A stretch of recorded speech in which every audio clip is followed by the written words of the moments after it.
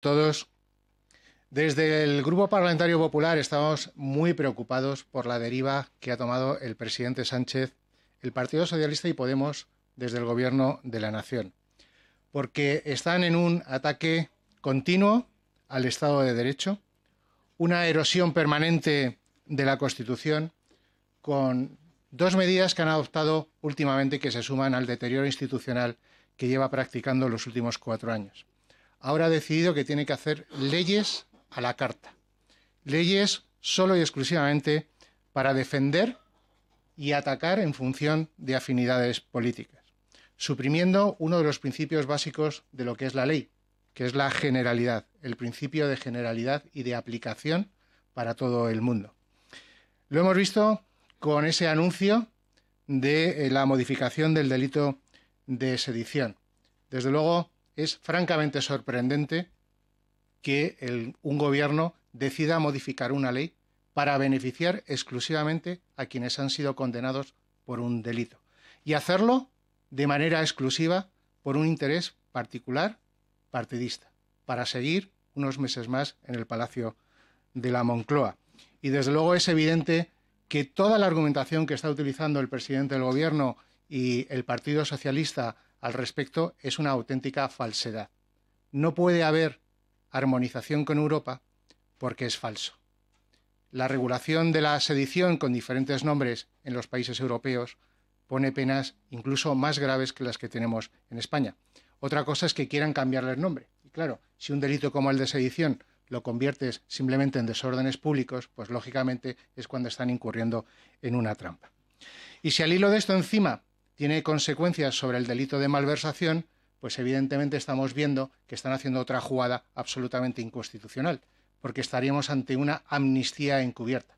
No solo ante quienes cometieron el grave delito y atentado contra la Constitución por parte de los separatistas catalanes, sino también, quién sabe, cuál será el alcance de quienes malversaron 680 millones de euros en Andalucía, y es una medida que, por lo tanto, podrá beneficiar al señor Griñán y a otros 7 condenados que tendrían que ir a la cárcel precisamente por cometer delitos de esta naturaleza.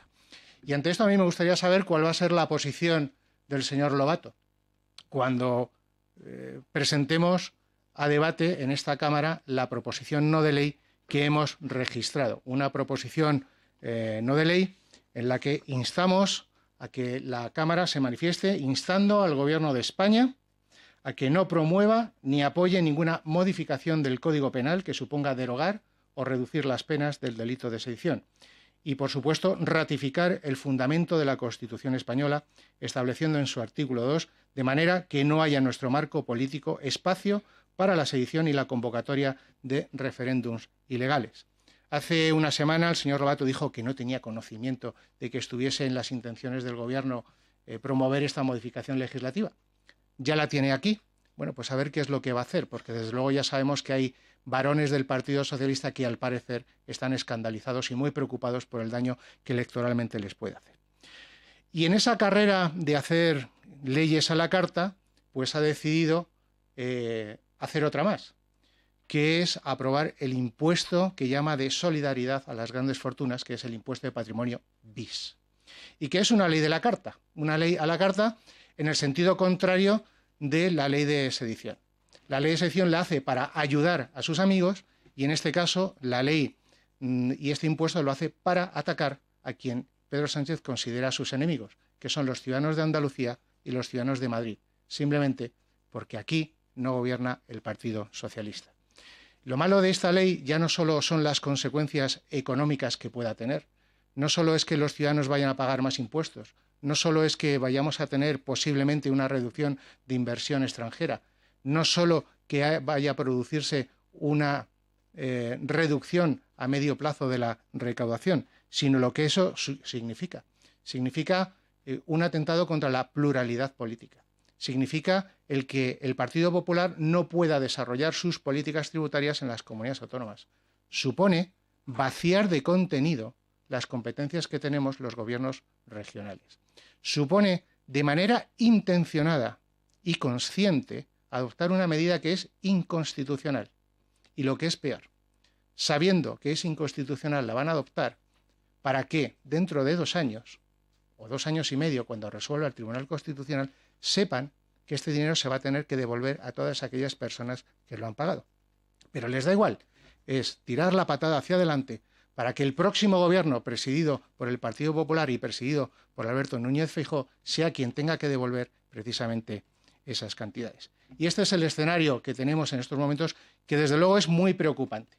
Quien diga que esto no es preocupante está profundamente equivocado, porque desde el momento en el que se erosiona la credibilidad de las instituciones, se ataca un principio fundamental de una democracia como es el Estado de Derecho, y lo que se hace es, poco a poco y de manera continua, modificar la Constitución por la puerta de atrás, llegará un día en que nos acordaremos de estas cuestiones. Y dicho esto, pues quedo a su entera disposición. Buenos días, portavoz. Quería preguntarle por 2 asuntos diferentes. Por un lado, a la 1, dentro de unos minutos, tendremos una reunión de nuevo entre la Consejería de Sanidad y el sindicato AMITS. Me gustaría saber qué esperan ustedes de esta convocatoria. Después, me gustaría saber también si considera que estas movilizaciones que se están produciendo en la Comunidad de Madrid podrían extenderse a otros sectores, entre ellos la educación, por ejemplo.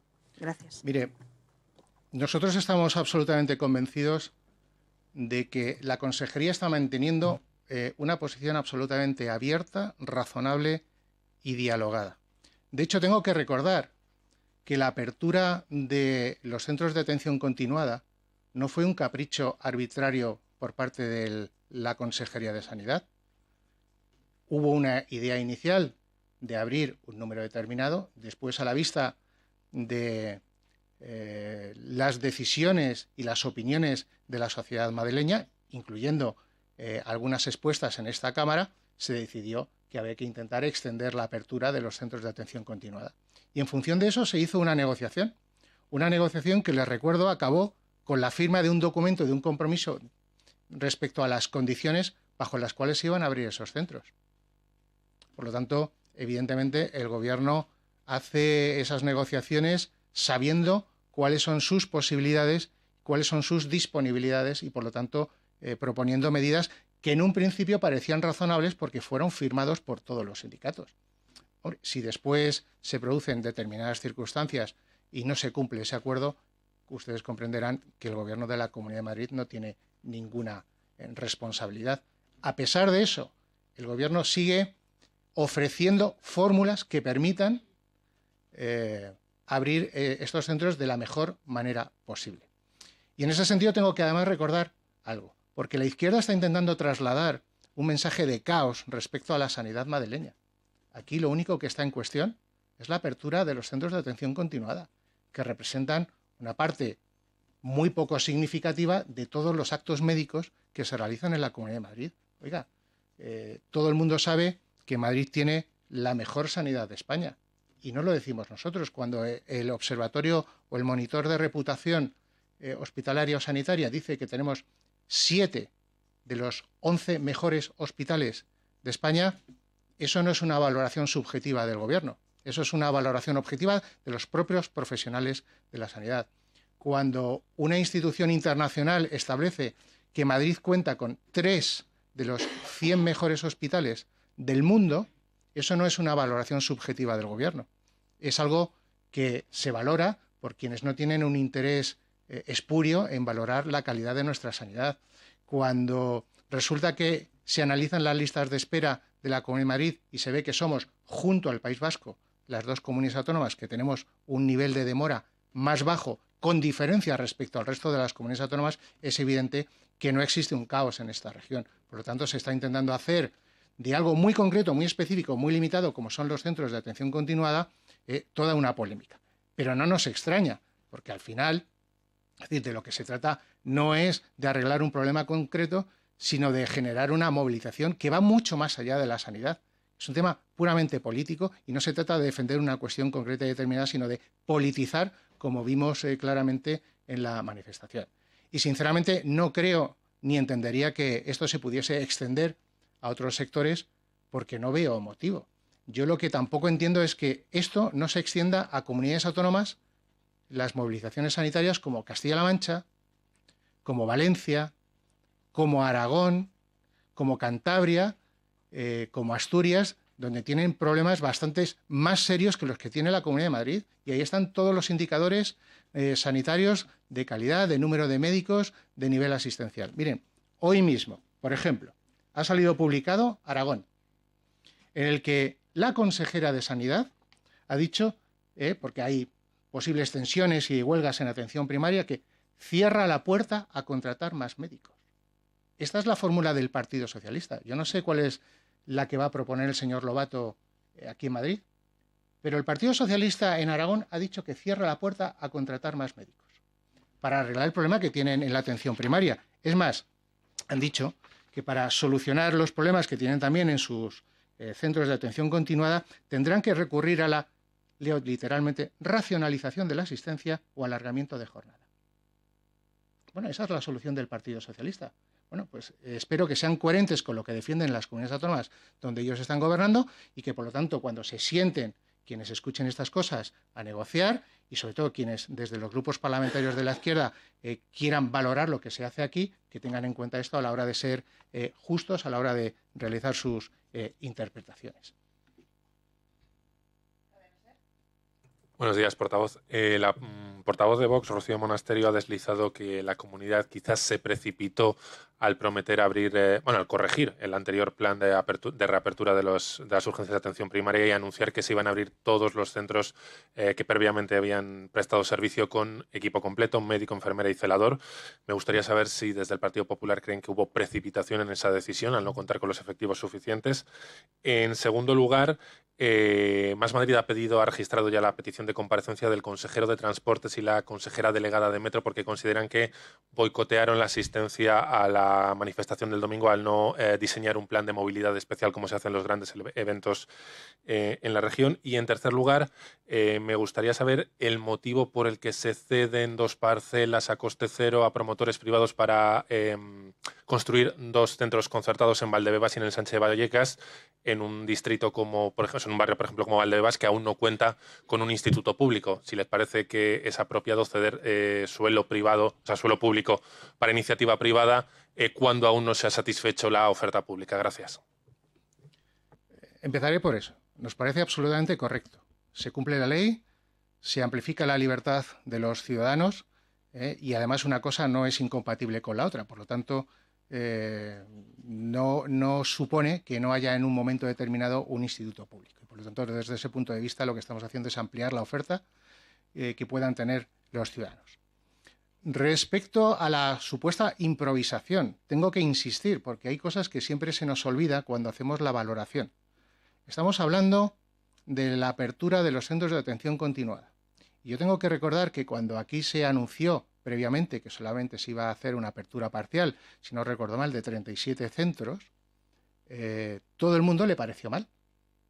La Comunidad de Madrid escucha, reflexiona, valora y decide que existe la posibilidad de ampliar el servicio y extenderlo a 80 centros. Y cuando decide hacer eso, lo primero que hace es convocar reuniones con los representantes de los trabajadores para ver cuáles son las condiciones en las que se puede llevar a cabo esa apertura. Y tengo que recordar, y ustedes podrán recuperar el documento firmado por todos los sindicatos en el que se llegó a un acuerdo. Si uno llega a un acuerdo respecto a las condiciones, y ese acuerdo es prácticamente unánime, es porque todo el mundo veía razonable las medidas adoptadas y los medios disponibles. Otra cosa es que por circunstancias en las cuales ahora mismo no voy a entrar, pues no se haya podido llevar a cabo, pero desde luego cuando alguien se encuentra con un 60% de bajas sobrevenidas que no estaban previstas después de un acuerdo firmado, pues lógicamente uno tiene que replantearse las cosas, pero no porque haya habido improvisación, porque nadie podía prever que iba a haber un 60% de bajas sobrevenidas. Y respecto... ¿Cuál era la, perdona, Sí, la petición de comparecencia de Más Madrid del consejero de Transportes por el tema Metro. Bueno, este es un ejemplo más de la manipulación de la izquierda respecto a la manifestación, porque yo lo que escuché, y están los vídeos ahí, se los puedo enseñar, es como portavoces y directores de la manifestación que iban con su correspondiente megáfono acusaban a Renfe de boicot a Renfe. Y tengo las grabaciones aquí, se las puedo enseñar, no a Metro. Con lo cual es francamente sorprendente que en la propia manifestación hubiese un speaker anunciando un posible boicot de Renfe para impedir que la gente pudiese llegar a la manifestación y ahora se quiera revertir esa acusación en Metro. Es francamente sorprendente, ¿no? Demuestra la intención política y la falsedad de todos los mantras que está utilizando la izquierda en esta materia. Lo hicieron en la manifestación con ese tema, intentando culpar a la Comunidad de Madrid también de los supuestos boicots de Renfe, y lo hicieron evidentemente con sus gritos de Ayuso asesina, asesina, asesina, que todo el mundo pudo escuchar a lo largo de la manifestación. Por lo tanto, estamos una vez más ante esa manipulación, esa falta de respeto a los ciudadanos, no diciéndole la verdad respecto a lo que ocurre en las administraciones públicas y respecto a lo que ellos mismos hacen, dicen y defienden. Perdón, buenos días, portavoz. Yo le quería preguntar con respecto a las declaraciones de ayer de Santiago Abascal en la sede de Vox, haciéndoles el ofrecimiento de la moción de censura contra el Ejecutivo de Pedro Sánchez. ¿Por qué se niegan a apoyar este sistema? Puesto que además, podríamos hablar que las encuestas les favorecen de cara a una próxima legislatura, pero ¿por qué rechazan esta medida y, en su lugar, qué ofrecen para tratar de que el gobierno de Pedro Sánchez dure menos de lo que está previsto al convocar esta moción? Gracias. Una primera obligación de cualquier persona que está en política es ser consciente de la realidad. Y uno tiene que ser consciente de que en estos momentos, nos guste o no nos guste, Sánchez tiene apoyos suficientes para seguir al frente del gobierno, porque tiene a Podemos y tiene a los socios independentistas, tiene a Esquerra Republicana y tiene a Bildu. Y por lo tanto, por mucho que nosotros podamos decir, ese apoyo lo tiene. Y la única manera que existe para que el señor Sánchez deje de estar en el gobierno es que Esquerra Republicana y Bildu le dejen de apoyar. Partiendo de esa lógica, que creo que es indiscutible, es evidente que determinadas acciones políticas lo que harían simplemente sería reforzar el vínculo entre Esquerra Republicana y Bildu con Pedro Sánchez. Algo que desde luego nosotros no creemos que sea precisamente lo conveniente. Reforzar esos círculos supone reforzar al presidente del gobierno, es reforzar su imagen.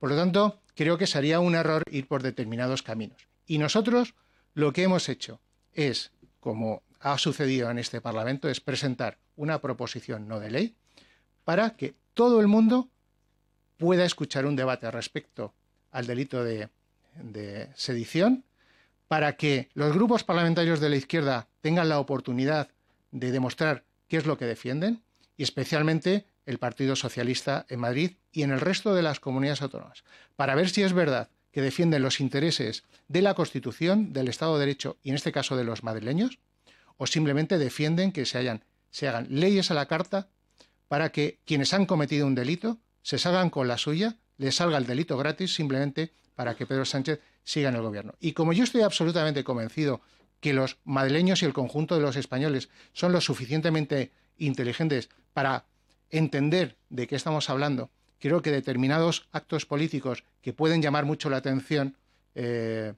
son menos eficaces que lo que nosotros planteamos.